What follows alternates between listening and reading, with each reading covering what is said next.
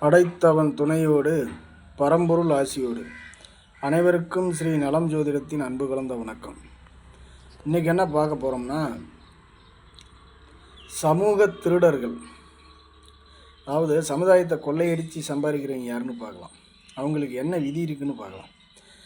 அதாவது ஒருவருடைய ஜாதகத்தில் சமுதாயம் என்றால் 7ஆம் இடம், 7ஆம் இடத்து அதிபதி நீச்சம் பெற்று ராகு கேதுக்களால் பீடிக்கப்பட்டு 6, 8ஆம் இடங்களில் மறைவு பெற்று அமர்ந்திருந்தால் அவர்கள்தான் சமூக திருடர்கள்.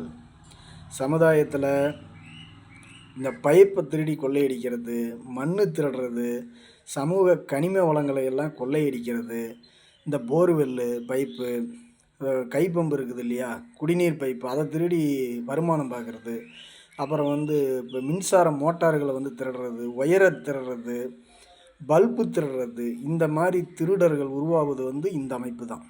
அதாவது 7ஆம் அதிபதி, ஒருவருடைய ஜாதகத்தில் 7ஆம் அதிபதி நீச்சம் பெற்று ராகு கேதுவால் பீடிக்கப்பட்டு அவருடைய லக்கணத்திற்கு 6, 8ஆம் இடங்களில் அமர்ந்திருந்தால் சமூகத்தில் உள்ள அனைத்தையும் திருடி சொத்து சேர்க்கும் எண்ணம் இருக்கும். இன்றைக்கி யாரும் இந்த விதியெல்லாம் இன்றைக்கி பார்க்குறதில்ல. இன்றைக்கி யாரெல்லாம் சாஸ்திரத்தை மீறிய வாழ்க்கை வாழ ஆரம்பிச்சிட்டாங்க.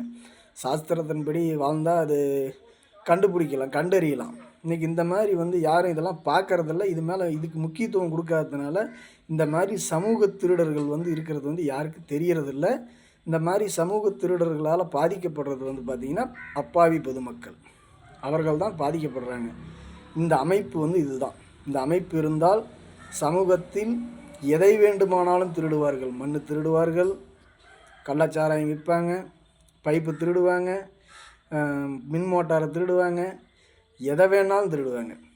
ஏமாந்துருந்தால் வீட்டில் இருக்கிற பொருளை கூட திருடுவாங்க. இந்த சமூக திருடர்களுக்கான அமைப்பு என்பது இதுதான். இந்த வீடியோ பிடிச்சிருந்தால் லைக் பண்ணுங்கள், கமெண்ட் பண்ணுங்கள், மறக்காமல் சப்ஸ்கிரைப் பண்ணுங்கள். நல்ல நல்ல கருத்துக்களை தெரிந்து கொள்ள எப்போதும் நலம் ஜோதிடத்துடன் இணைந்தே இருங்கள். நன்றி, வணக்கம்.